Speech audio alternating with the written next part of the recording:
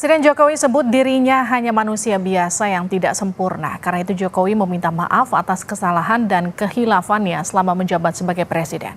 Bagaimana membaca pernyataan Jokowi ini? Apakah implikasi politiknya ada atas pernyataan ini? Kita akan bahas bersama staf khusus Presiden Jokowi, Grace Natali. Mbak Grace, selamat malam. Halo, selamat malam Mbak Livi, malam Mbak Wiwi. Kita juga akan sapa pakar politik dari BRIN, Siti Zuhro. Mbak Wiwi, sehat ya?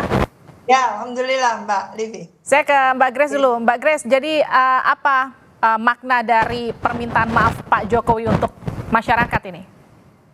Ya Mbak Livi, Mbak Wiwi, dan juga pemirsa, ini bulan yang baik ya, bulan kita merayakan kemerdekaan. Jadi Pak Presiden menggelar zikir bersama sebagai ucapan syukur kepada Allah yang Maha Kuasa tentunya untuk semua rahmat yang diberikan dalam 10 tahun terakhir ini, terutama sambil kita terus meminta pimpinannya, sekaligus juga tentunya sebagai manusia siapa sih yang tidak pernah berbuat salah.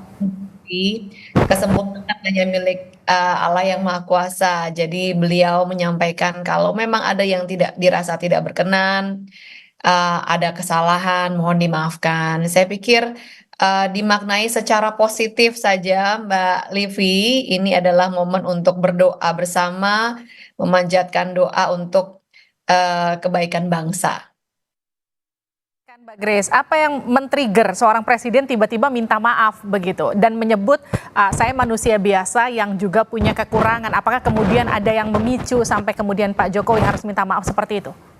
Ya momennya saya pikirkan memang berdoa bersama, ya sambil mengucap syukur juga bermaaf-maafan. Tidak ada peristiwa khusus yang harus melatar belakangi, saya pikir Mbak Livi. Baik, saya ke Mbak Wiwi. Mbak Wiwi, kalau Mbak Wiwi sendiri membaca makna dari permintaan maaf Presiden seperti apa? Ya, kali ini Pak Jokowi hadir dengan Wapres. Jadi Presiden dan Wapres ada di acara zikir ya. Dan di acara zikir tadi itu ada pernyataan permohonan maaf. Lah, ini apakah gitu ya? Pak Jokowi ingin mencairkan komunikasi politiknya dengan publik luas. Karena bagaimanapun juga sebagai seorang presiden, kepala negara, kepala pemerintahan pastinya mengikuti perkembangan ya, perkembangan politik kita gitu ya, perkembangan kehidupan bernegara kita, khususnya tahun ini tahun yang panjang, tahun politik yang sangat panjang. Betul kan Mbak Grace?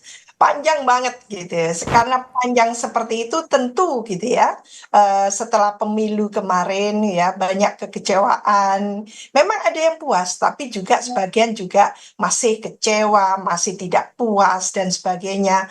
Lalu muncul bahasa ada nawadosa gitu ya. Dan itu pasti terdengar oleh Pak Jokowi. Oleh karena itu bisa jadi perkembangan yang men-trigger, mendorong sehingga Pak Jokowi sampai pada ucapan permohonan maaf dan sebagainya tadi itu ya karena memahami apa yang sedang terjadi di tengah masyarakat seperti itu sehingga melakukan satu komunikasi politik dengan meminta maaf itu antara lain. Kalau saya harus dibedakan bahwa Pak Jokowi menyampaikan ini mungkin apakah atas nama negara, atas nama tentu ya institusinya adalah eksekutif dalam hal ini. Apakah secara individual normatif ataukah secara formal institusional? Tentu kalau formal institusional tidak di tempat zikir gitu. Nah, itu yang saya mau tanyakan ke Mbak Grace. Ya. Jadi ini permintaan maaf secara pribadi atau mewakili pemerintahan Jokowi Ma'ruf? Ya Mbak Livi dan juga Mbak Wiwi, saya pikir tidak bisa dipisahkan beliau sebagai seorang pribadi dan juga sebagai seorang kepala negara. Dan kalau tadi Mbak Wiwi katakan rasanya tahun ini panjang, kalau buat saya kok rasanya cepat sekali, pendek sekali Mbak Wiwi. Dan ada banyak dinamika saya pikir akhir-akhir ini yang memang begitulah ya kalau ada momen-momen pemilihan terutama kan, apalagi pemilihan yang sifatnya nasional. Ya. Ini tentu memicu dinamika yang luar biasa kepada masyarakat kita. Masyarakat yang biasa-biasanya tidak mengikuti politik pun tiba-tiba tune in di politik dan terkadang terjadi adalah di elit politiknya sudah selesai tetapi di di bawah nih di akar rumput mungkin masih ada sisa emosional yang tersisa gitu kan. Jadi saya pikir Pak Presiden ingin juga memberikan closure atau penutupan yang baik. Ya, apalagi masa transisi ini berdekatan dengan momen pemilu yang begitu mengharu biru. Apapun itu, semua keresahan, keluhan masyarakat itu Pak Presiden dengar kok. Oke. Dan beliau tidak pernah berkeberatan, malah mengucapkan maaf kalau memang ada yang tidak berkenan dan wajar saja. Demokrasi itu kan memang pasti bising begitu ya. Jadi saya pikir tidak bisa dipisahkan eh dari beliau sebagai seorang manusia, sebagai seorang pribadi, dan sebagai seorang kepala negara, dan beliau mendengarkan masukan-masukan, keluhan-keluhan. Oleh karenanya, kalau dirasa ada yang masih kurang, beliau meminta maaf. Baik. Jadi acara zikir bersama ini sengaja didesain untuk momentum seorang presiden meminta maaf pada rakyatnya. Ini bulan kemerdekaan, Mbak Livi. Jadi momentum yang baik ya menjelang kita akan merayakan 17 Agustus, kita akan merayakan 17 Agustus yang pertama juga di negara baru begitu Baik. ya. Mm-mm. Ini yang kemudian jadi pertanyaan saya, kenapa? Karena kan dulu kalau kita ingat Pak SBY kan minta maafnya di pidato terakhir sidang MPR DPR. Jadi closing begitu sekaligus mau minta maaf. Tapi ini kan justru dipercepat oleh Pak Jokowi. Ini yang kemudian jadi pertanyaan, apakah kemudian momentum ini memang sengaja di-create atau didesain untuk momentum Pak Jokowi minta maaf begitu Mbak Grace? Ya, kan tidak ada standar baku ya, harus berbarengan dengan momen pidato dan sebagainya. Nampaknya mungkin untuk momen pidato nanti akan ada substansi yang berlainan sehingga dirasakan lebih pas jika disampaikan dalam momen yang berbeda. Nanti tunggu aja untuk pidato kenegaraan yang terakhir sebelum transisi. Baik, Mbak Grace, tapi kan gini, ketika Pak Jokowi menyampaikan permintaan maafnya, ini kan muncul reaksi positif negatif ya, pro kontra. Ketika PKB menyatakan, oke, minta maaf, tapi momentumnya nggak tepat. Kalau versinya Pak Jazilul menyebut ada janji-janji Pak Jokowi yang belum diselesaikan. Jadi bagaimana dengan penuntasan janji di sisa masa kerja Pak Jokowi nanti setelah minta maaf ini? Ya, janji yang mana nih? Kita nggak tahu nih persis yang dimaksudkan apa. Tapi banyak pencapaian-pencapaian beliau yang tidak bisa dipungkiri terbukti dari tingkat kepuasan masyarakat yang menjelang masa transisi itu justru semakin tinggi. Ini dibuktikan juga oleh survei dari Litbang Kompas sendiri. Jadi sebagai manusia, sebagai seorang presiden pasti tidak bisa 100% ya. Tetapi kita tanya kepada yang menerima manfaat, yaitu kepada masyarakat. Dan saya pikir kalau mayoritas masyarakat merasa kinerja beliau baik, ya berarti mayoritas dari janji-janji tersebut sudah dipenuhi dan bahkan diterima oleh masyarakat, dirasakan langsung oleh kehidupannya sehingga bisa memberikan respon yang baik bahkan menjelang masa akhir kepemimpinan beliau. Saya ke Mbak Wiwi. Mbak Wiwi, sebenarnya kan permintaan maaf seorang presiden di akhir masa jabatannya itu adalah hal yang biasa. Kenapa kemudian ketika Pak Jokowi minta maaf muncul respon pro dan kontra? PKB bilang masih ada janji yang harus dilunasi. PDIP bilang terlambat minta maaf sekarang. PAN mengapresiasi permintaan maaf sebagai negarawan. Kenapa muncul hal-hal seperti ini Mbak Wiwi? Ya, saya mencoba ya melihat dari kacamata masyarakat ya ini. Jadi saya berusaha akan apa adanya gitu. Contoh ya, jadi kalau memang betul ya kepuasan itu sangat mendominasi masyarakat, tentunya tidak perlu ada pro kontra. Ya logikanya, tidak perlu ada pro kontra. Kalaupun seandainya muncul kontra terhadap sebagian besar yang sangat puas, itu tenggelam biasanya. Itu kasus yang ada di daerah-daerah menunjukkan seperti itu. Jadi kepala daerah yang sangat disukai karena memang mampu mengeksekusi program-program yang sangat katakan governability kayak gitu, efektif dan sebagainya, pro rakyat dan sebagainya, pastinya yang bersangkutan kepala daerah tadi itu disukai. Jadi kalaupun ada sebagian tidak setuju itu tenggelam. Nah, ini yang tidak terjadi pada katakan gitu publik luas terhadap Pak Jokowi. Sehingga muncul istilahnya perdebatan-perdebatan itu.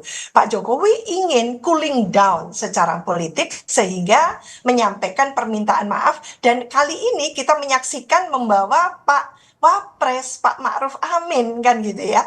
Dan memang acaranya zikir. Kita tidak perlu pertanyakan ya ini apakah by design kepentingan politik atau tidak, itu bagaimanapun juga yang posisi di eksekutif maupun legislatif dan sebagainya itu pasti muatannya itu akan ada politik. Jadi tidak perlu kita perbincangkan, tapi pasti ada tarikan politik di situ, bagaimana menggunakan momen yang tepat dan sebagainya sehingga cooling down itu terjadi. Karena bagaimanapun juga purna baktinya Pak Jokowi seperti yang saya sarankan 2 tahun yang lalu, itu bagusnya memang husnul khotimah kan gitu ya.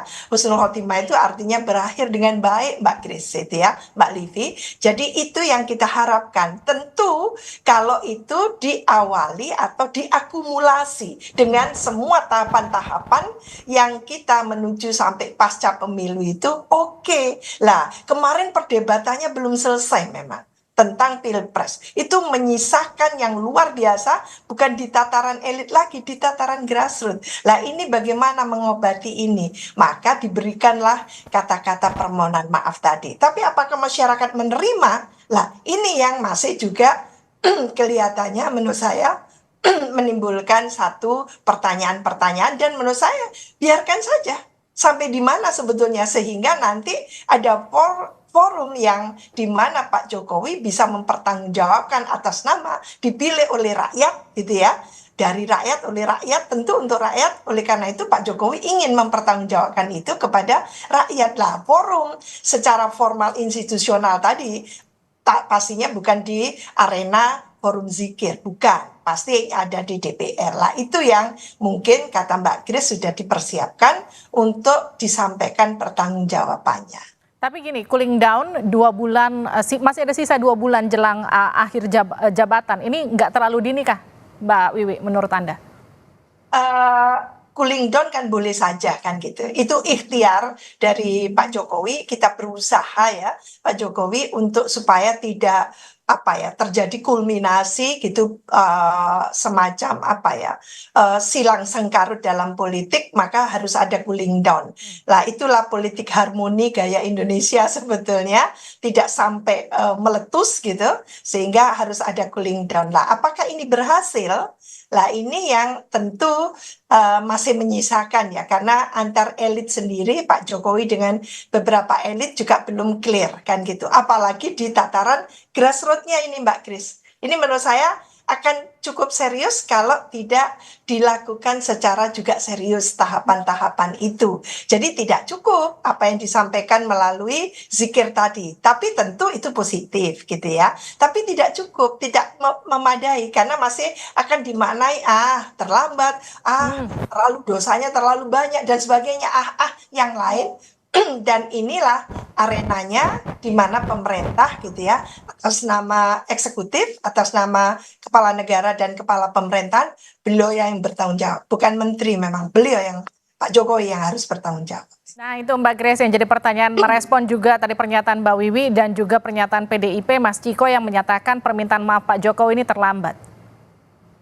Ya, saya kurang setuju tadi nih kalau Mbak Wiwi bilang kalau ada approval yang tinggi itu harusnya tidak ada pro dan kontra, karena pro dan kontra itu menunjukkan kita ini masih bisa mengutarakan pendapat dengan baik tanpa takut dengan konsekuensi macam-macam ya. Jadi kalau pro dan kontra saya pikir tidak bisa dihindarkan, Mbak Wiwi, setinggi apapun approval ratingnya. Dan kalau kita simak sebenarnya yang lebih berisik terus-menerus nyinyir bahkan fitnah secara konsisten itu ya kelompok yang mungkin memang belum bisa move on dari Pilpres kemarin. Mungkin karena jagoannya tidak sampai ke garis finish, misalnya tidak sampai memenangkan kontestasi, sehingga kalau dilihat ya komentar-komentarnya terlokalisir kepada aktor yang itu saja gitu. Kebanyakan ya yang bising. Kalau di luar daripada itu kebanyakan rasanya sih sudah bisa mulai move on dan membayangkan akan seperti apa program-program di pemerintahan berikutnya dengan tagline berkelanjutan. Jadi tidak apa-apa, justru ini menunjukkan bahwa Pak Jokowi hingga akhir punya komitmen tinggi terhadap kebebasan berpendapat, terhadap iklim demokrasi kita, dan oleh karenanya lagi-lagi kembali semua tentu tidak ada yang sempurna, namanya juga manusia. Oke. Dan momen zikir ini sebenarnya rutin kok Mbak Livi dilakukan setiap awal Agustus. Kalau nggak salah mulai dari tahun 2020. Jadi nggak masalah apakah tanggalnya terlalu awal atau Baik. tidak dekat-dekat dengan pidato kenegaraan. Yang penting beliau menyatakan itikat baik bahwa kalau memang rekonsiliasi tadi ya, saya setuju dalam hal ini dengan Mbak Wiwi, cooling down, rekonsiliasi menjelang akhir, karena kalau saya ingat baru belum lama ini Ibu Mega mengingatkan kita akan pentingnya pesan Bung Karno tentang membangun sebuah jembatan emas. Jembatan emas itu satu-satunya cara agar bisa terbangun adalah kalau kita kolaborasi sama-sama, stop nyinyir dan fitnah, tapi kerja bareng-bareng untuk bisa membangun jembatan emas menuju Indonesia maju. Jadi kalau nggak move on, susah nih. Mau nggak nyampe-nyampe kita nanti ke Indonesia maju. Nah itu Mbak Wiwi pertanyaannya, ketidakpuasan politik itu menciptakan politik bising di tanah air. Itu gimana nanti endingnya? Ya, makanya saya memberikan ilustrasi tadi ya. Kalau di level nasional seperti ini, kita coba melihat local politics gitu ya. Bagaimana kalau di level provinsi maupun kabupaten dan kota. Maka saya katakan tadi itu, kalaupun ada pro kontra, pasti itu Mbak Grace, saya setuju itu. Cuman menurut saya, ketika gitu ya, kepala daerah tadi itu memang mayoritas bagus gitu ya. Jadi yang tidak suka karena kompetisi kontestasi kan gitu, itu tenggelam Mbak. Dengan sendirinya tenggelam. Apa yang terjadi di Banyuwangi tenggelam, yang oposisi gitu kan. Karena apa? Memang konkret kok, nggak ada yang dimanipulasi.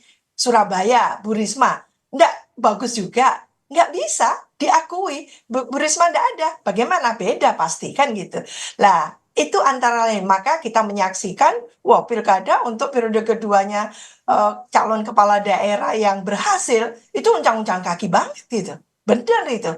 Dan dia itu nyaris calon tunggal kan gitu. Karena apa? Karena menjadi preferensi masyarakat luas dan diakui kemanfaatannya. Lah itu yang mungkin masih dipertanyakan untuk Pak Jokowi. Karena apa? Yang beredar luas yang dirasakan itu contoh. Mengapa kok harus gitu ya? Putranya sendiri diusung gitu ya.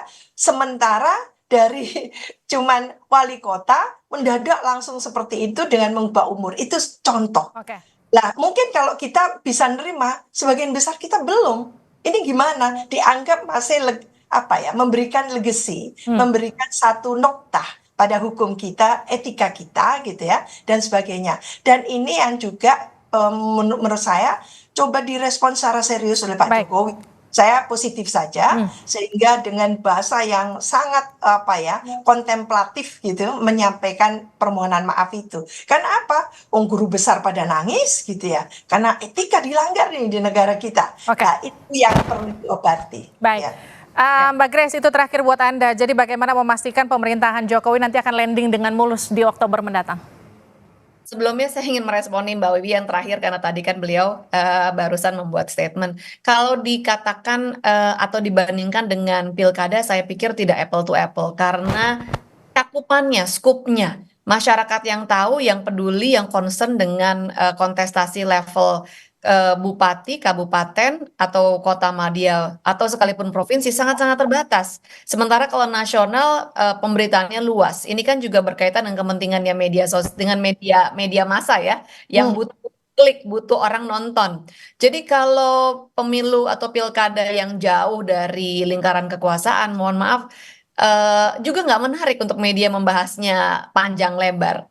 Karena kontestasinya nasional, jadinya terus-menerus dibicarakan hingga saat ini. Atau kalau pilkadanya DKI misalnya ya, yang memang jadi panggung nasional. Jadi ini tergantung objek saja dan tergantung bagaimana kita mengolah substansinya. Saat ini kan masih enak nih untuk diracik dan diolah kalau kita baca yang tadi Mbak Wiwi katakan juga yang nawacita, dosa dan sebagainya. Kalau kita lihat yang diwawancara itu loh, semuanya oposisi. Ya bagaimana mau memberikan komentar yang positif, bahkan terang-terangan bahwa sejumlah tokoh yang ditanya itu memang menjadikan Pak Presiden sebagai musuh dalam dialog apapun gitu ya. Jadi saya pikir harus ditempatkan pada konteksnya dan yang paling tepat untuk menjawab apakah Pak Presiden sudah memberikan pekerjaan dedikasi yang terbaik, tanyalah kepada masyarakat Oke. yang menerima dalam kehidupannya sehari-hari. Kalau mereka mengatakan puas, saya pikir itulah suara yang mungkin paling mendekati suara kebenaran. Mbak Grace, terima kasih atas waktunya. Mbak Wiwi, terima kasih atas waktunya sudah bergabung bersama kami di Sapa Indonesia Malam. Sehat-sehat selalu.